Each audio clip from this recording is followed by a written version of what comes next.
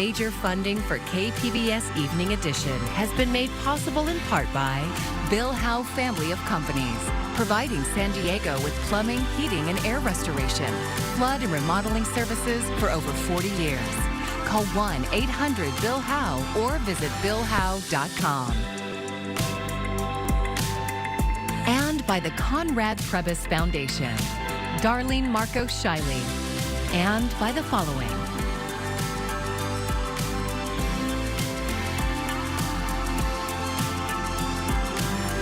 And by viewers like you.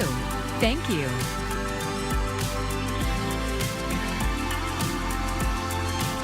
Firefighters are putting out a fire on the historic Oceanside Pier. Thanks for joining us. I'm John Carroll in for Maya Trabulsi. KPBS reporter Alexander Nguyen is live in the newsroom with the latest. John, this is what we know at this time. The fire started shortly after 3 this afternoon toward the end of the pier. As you can see, the fire sent massive smoke into the air. That part of the pier is where the former Ruby's Diner is. It is now vacant. Earlier today, Mayor Esther Sanchez said the city was almost done with the engineering to update the more than 100-year-old pier. We have a sense of urgency because 100 years, that's how long she was supposed to last. And she's starting to, show age because she's starting to fall apart. About 30 minutes ago, the water-dropping helicopter arrived on the scene and made its initial drop. Additional air support is believed to be en route, possibly including equipment from Camp Pendleton. John, it's still a very active scene, and we're keeping an eye on it for now. Live in the newsroom, Alexander Nguyen, KPBS News. Well, we're dealing with some lingering showers. A few areas in the mountains have had up to a quarter inch of rain so far with this storm system. And again, not a whole lot for San Diego proper, but there will be some additional sprinkles and showers into some areas off to the east into the day tomorrow. Kind of cool out there tonight, and this trough is still going to be with us for one more day. So Friday, still breezy, wind advisories for the interior, still some hit or miss showers. We're going to take a look beyond this with a complete forecast in just a bit. In a dramatic legal twist, the sex crimes conviction of Harvey Weinstein, once considered the most powerful producer in Hollywood, has been overturned by a New York appeals court. Laura Aguirre has more on the unexpected ruling and what reasons the appeals court gave for their decision. The stunning reversal comes 4 years after Hollywood power producer Harvey Weinstein was sentenced to 23 years in a New York prison on multiple sex crimes, including rape. The 7-justice New York Appeals Court voted 4-3 to overturn his conviction, with appellate judge Jenny Rivera writing that the trial court erroneously allowed testimony of uncharged alleged prior sexual acts against persons other than the complainants. During Weinstein's New York trial, 3 women were allowed to testify against Weinstein as prior bad acts witnesses, telling the court that Weinstein also took sexual advantage of them as they tried to break into the film business. While prior bad acts testimony may be admissible under federal evidence rules to prove intent or motive, judges have wide discretion to determine what is or is not relevant or is too prejudicial. Judge Rivera wrote that the court compounded its mistakes by letting Weinstein, who had no criminal history prior to his conviction, to be cross-examined on the women's allegations, painting Weinstein in a highly negative light with jurors. Rivera saying that the synergistic effect of these errors was not harmless. Lawyers for Weinstein, who has consistently maintained his innocence, had this to say about Thursday's ruling. That's how important this case is, that America will uphold the laws of this land for everyone. No one's above the law, but no one's beneath the law either. The Manhattan District Attorney's Office says it plans to retry the case. I'm Laura Aguirre reporting. The U.S. economy cooled more than expected in the first quarter of the year, but remained healthy by historical standards. Ivan Rodriguez has the takeaways from the latest numbers and what it means for interest rates. The U.S. economy has been running hot since the end of the pandemic, but growth slowed in the first quarter of this year. The economy is still trying to return to whatever the new version of normal is, and I think we're in that process now. The economy remains shockingly resilient, unemployment is still under 4%, and consumer spending is robust. But some economists say those strengths could also make bringing down inflation more difficult. The reality is that high prices are to some degree reflecting the strong demand for all kinds of things that is consistent with a robust economy. Last week, the International Monetary Fund upgraded its forecast for U.S. economic growth to 2.7% this year, more than half a point higher than it predicted in January. The U.S. is currently outpacing other advanced economies, like many in Europe, which are expected to grow just 0.8% this year. What the IMF is saying is that global risks are essentially balanced right now, meaning that we should not necessarily be bracing for the worst. But the IMF warned strong growth can also result in an economy that's overheating and cautioned the U.S. Federal Reserve not to cut rates too soon. The central bank seems to agree. Some Fed officials even suggesting rates could be on hold for the rest of 2024. We're going to be stuck with higher borrowing costs for longer. This isn't all bad. It reflects the fact that the U.S. economy has remained more resilient and robust. I'm Ivan Rodriguez reporting. Good news for consumers. You may notice faster internet speeds in the coming months. That's because the Federal Communications Commission voted today to reinstate net neutrality rules. That means service providers won't be able to block or slow certain content, apps, or services. It also bans internet service providers from prioritizing content in return for payment. It has been 2 months since San Diego County closed its Migrant Transit Center. KPBS reporter Gustavo Solis says since then, Border Patrol agents have released thousands of migrants into the streets of San Diego. The first bus comes at 7 a.m. Every morning, 7 days a week, Border Patrol agents drop off hundreds of migrants at the Iris Avenue Transit Center in San Isidro. And the buses just keep on coming. Every day, somewhere between 400 and 600 migrants come to San Diego. This includes people from all over the world. A Venezuelan migrant hoping to connect with her brother in Denver. A tired Ecuadorian business owner who has been on the road for 2 months. A Colombian woman with in-laws up in Utah. Maria Delia Sacorando is from Guatemala. She says it was difficult to leave her adult children and grandkids back home. Triste, para mí triste porque dejé mis hijos, dejé mis nietos. She owned a beauty salon for 40 years, but local gangs demanded protection payments. She had to shut it down when she could no longer afford the extortion fees. Demasiado y no se podía. Sacorando has a daughter in Los Angeles, and she just needs a little help getting there. And that's the situation most migrants find themselves in. More than 90% of them plan to reunite with family and friends in other parts of the country. While they're in San Diego, they mostly need a place to charge their phones and make travel arrangements. And for the last 2 months, the only people offering help to these migrants are volunteers, mutual aid groups, and nonprofit organizations.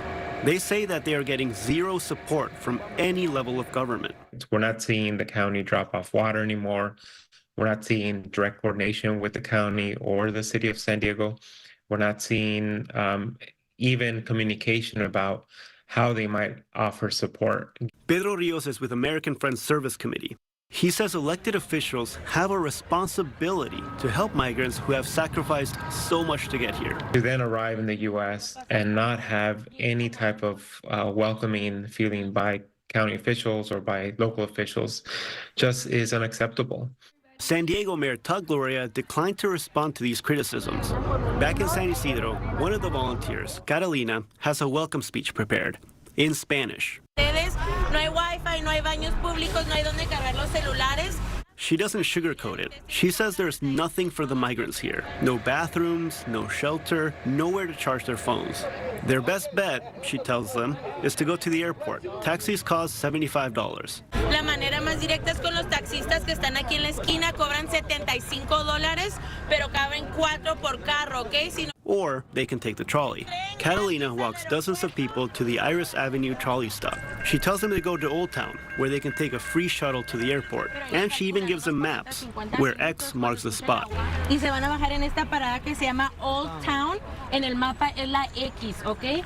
Caroline Duran takes one of those maps and hops on the trolley. Dejar el país no es fácil, pero también te traes una mochila pequeña llena de sueños y de esperanza. She says leaving Venezuela was not easy. She's going to the airport and plans to meet up with her brother in Denver. Catalina then walks back to help other migrants. She and other volunteers have been doing this every day for the last 2 months, ever since San Diego County's Migrant Transit Center closed because it ran out of funding.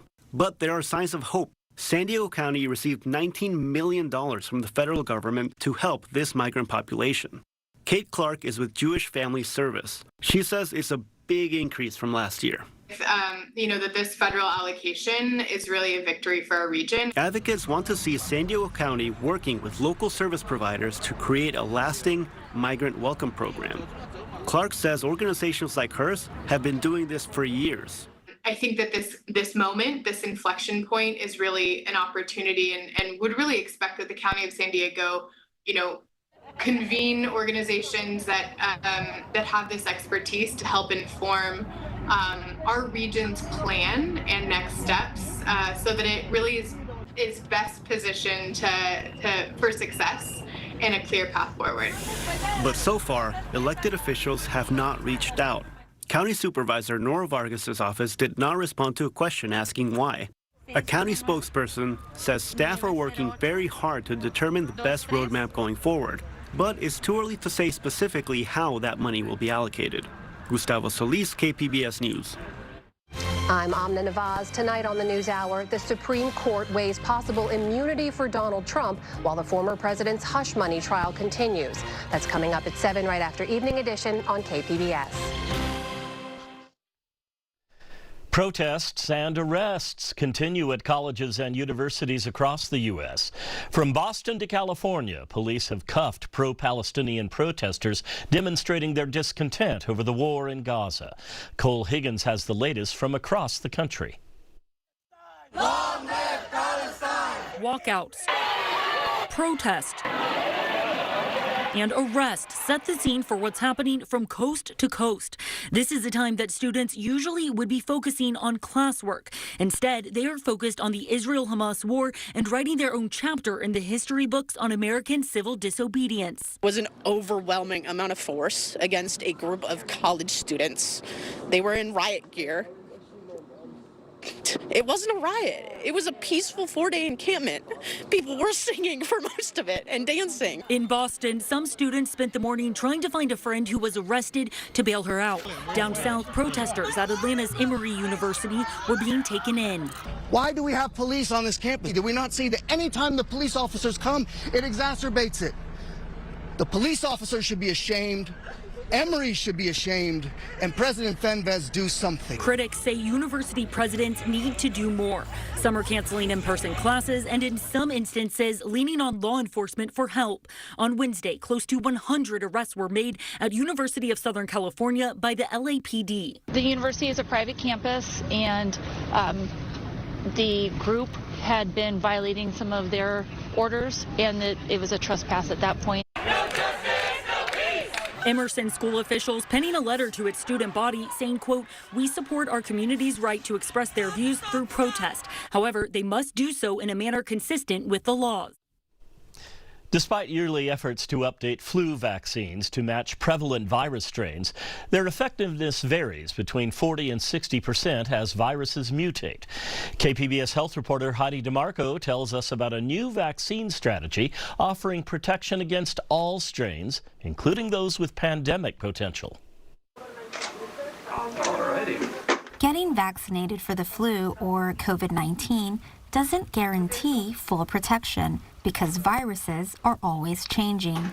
Researchers at University of California, Riverside have introduced a new vaccine strategy that they say promises to be effective against any virus strain, potentially eliminating the need for yearly shots or boosters. UC Riverside virologist Ron Hai says instead of targeting a unique feature of a virus, usually a protein, his approach targets genetic material common to all viruses. Hai says delivering the vaccine through the nose also has an advantage as it follows the same path as respiratory illnesses. I think will help some people have some doubt for vaccination, gain the trust for the vaccine technology. I truly believe vaccine is the best means to protect us for the future potential pandemic. Traditional vaccines rely on the body's immune response to fight off viruses, but Hai says this can be challenging for babies and those with weak immune systems. This new vaccine method uses tiny molecules called RNA that everyone produces to fight off infections. Most vaccines are designed to offer some protection, mainly against severe illness and death, says Dr. Francesca Toriani, an infectious disease specialist with UC San Diego Health. This methodology would appear to provide full protection, which means that then not only I don't get infected, but also I can't infect others. Toriani says a universal vaccine could help break the recurring cycle of infections, but wonders if that protection comes with a price. Is it a good thing that sometimes we have these childhood diseases, infections, and we build a certain immunity, but we also provide some other benefits maybe of being exposed to multiple viruses and having mild disease. For now, a vaccine Hai produced using this method works in mice. The next step is to see how humans respond, although that may be a few years away. Heidi DeMarco, KPBS News. Every year, starting in April, San Diego County drops larvicide in mosquito-prone areas like lagoons, creeks, and rivers. KPBS reporter Melissa May explains why they do it and how you can protect your home. Mosquito numbers rise as the weather starts to get warmer, and when there are more mosquitoes, there's a higher risk of the diseases they transmit. The larvae cannot survive out of the water. Allison Bray with the San Diego County Vector Control Program explains their mosquito prevention efforts. We actually inspect and treat over 1,500 sites known to breed mosquitoes throughout the county. In April every year, we start our helicopter aerial larvicide treatments at sites that are too big or too difficult to treat by hand. Helicopters drop larvicide on 52 local waterways covering nearly 1,400 acres. Our big concern with the Vector Control Program is the ability that mosquitoes have to spread diseases to people. One disease that we're concerned about in San Diego County is called West Nile virus. The Vector Control Program has recorded 3 or fewer people testing positive for the virus annually since 2017.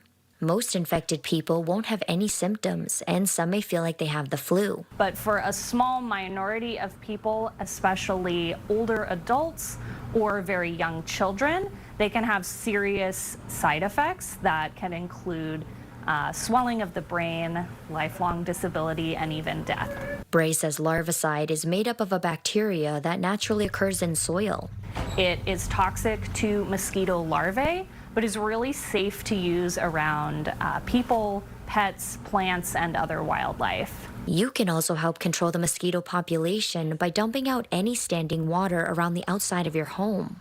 And with all the rain we've had this year, water may be in places you're not used to having it. One consequence of all this rain, though, is that all of us in our backyards actually may have more containers or, buckets. Anything that can hold standing water may have filled up with some of that rainwater. To help residents with large standing water elements like ponds, unused swimming pools, or fountains in their yards, the Vector Control Program has free mosquito fish available to pick up. Melissa May, KPBS News.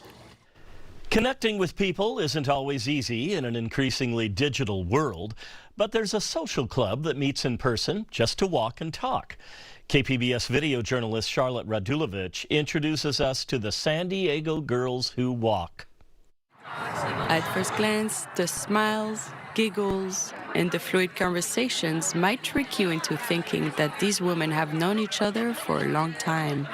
First time? No, first time. Most of them are actually meeting for the very first time. On this gloomy Saturday on Mission Bay, the first step was the biggest one, showing up. I was planning on coming here last week and talked myself out of it, and I almost talked myself out of it this morning. It was really difficult, but I said, I really have to challenge myself. Allison the Cracker says she showed up because she saw an opportunity to meet other women and make connections. I moved here after I graduated college, and I don't think a lot of people talk about that transition enough. And then there's no system in place to really help you once you get there. And so I think it's really difficult for some people because it's a big lift to get yourself out there to try to find people that connect with. That's why Monica Figueroa started organizing the San Diego Girls Who Walk events. She joined a similar group back in New York, and after seeing how it positively impacted her life, she brought the concept to the West Coast. So I bet you out of this group of girls, we've got probably like 50% of them that work remotely. So that's a really isolating part of the new post-COVID world. And then in general, I think as a generation that really spends a lot of time on social media, I know that's talked about a lot, it makes it kind of more difficult to go up and say hi to someone in person. I find it difficult because I think with a lot of technology nowadays, it's really easy for people to be in their phones and not really pay attention to what's going on around them. While they're walking, there are no phones, no distractions, just genuine conversations sparked by women who not only expect to take a break from the virtual platforms, but to hopefully create bonds. We have the best weather. Every city has people moving into it. A lot of people here actually at my walks, they always say that they're new to San Diego and they're looking to make friends. We have a lot of transplants. So I just knew it would be the perfect place, and we're really lucky because it doesn't snow. If the weather isn't an obstacle, neither is the fee. It is open to everyone from any age range and at no cost, and takes place twice a month. And now I'm here and I met a lot of super nice people and I'm really glad I came. The walks usually vary from 2 to 3 miles. The group posts its schedule on Instagram at San Diego Girls Who Walk. The next one will take place this upcoming Saturday. Charlotte Radulovic, KPBS News.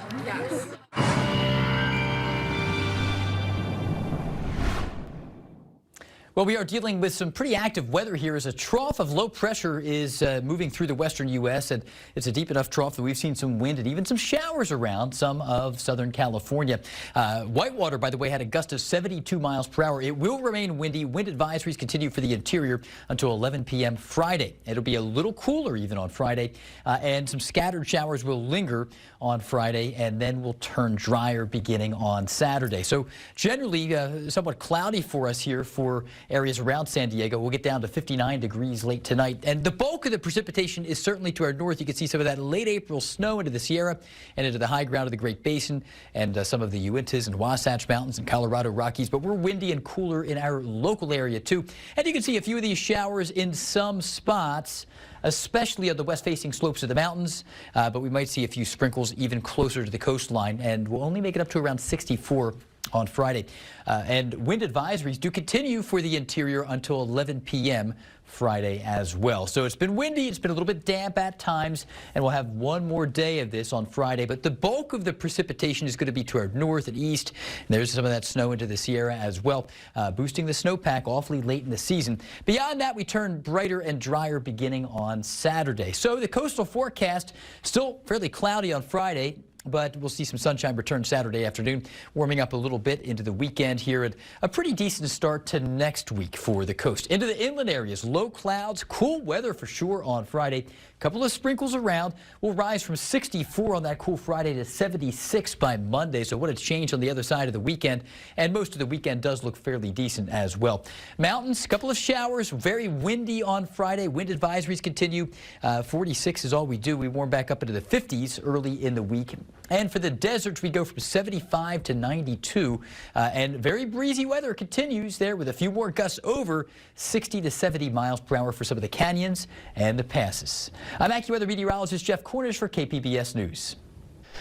It's all about the music this weekend on Adams Avenue. KPBS reporter Jacob Ayer says the annual Unplugged Festival will feature more than 60 live musical performances this Saturday afternoon and evening. Inside restaurants, bars, and coffee houses, and on some patios, live original music is about to take over Normal Heights and surrounding areas for Adams Avenue Unplugged. We have acoustic, jazz, folk, even bigger bands that they might be plugged in, but you know, there's still like kind of like an acoustic guitar base to it. Julia Sanchez is assistant director with the Adams Avenue Business Association, who puts on the event. She's expecting at least 10,000 people to come and watch what will be mostly local acts. Most people are from the greater San Diego area, but we do have a few that come in from LA or Northern California.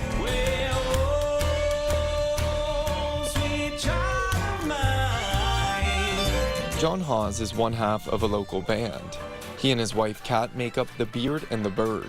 They live in Ramona. We kind of have different arrangements, so it's always my wife on upright bass, and I play guitar and sing and play banjo and some other stuff. They've performed at Adams Avenue Unplugged once before and are excited to be back for another event. Rather than big and loud and crazy, you still have a little bit of that, but it's really more focused on like the songwriting, which I think is pretty cool. This year, the festivities will begin Friday night with a film about the festival's founder, but the main event takes place from noon to midnight on Saturday across 20 different stages. It's a huge day for all bars and restaurants. Everybody is full, and it's just so lovely to see that the impact that the event has on the businesses down Adams Avenue. The headliner concert by California Guitar Trio and the opening night film are the only paid parts of the event. Everything else is free for people of all ages to enjoy. Jacob Ayer, KPBS News. Gotta love Normal Heights. A brief update now for you on the fire at the Oceanside Pier. It is still burning, but the fire department says there are no injuries. We will have more on this for you tomorrow on KPBS Radio, the web, and of course here on Evening Edition. You can find tonight's stories on our website, kpbs.org. Thank you so much for joining us. I'm John Carroll. Have a great evening. Major funding for KPBS Evening Edition has been made possible in part by Bill Howe Family of Companies, providing San Diego with plumbing, heating, and air restoration, flood and remodeling services for over 40 years. Call 1-800-BILL-HOWE or visit billhowe.com. And by the Conrad Prebys Foundation, Darlene Marco Shiley, and by the following.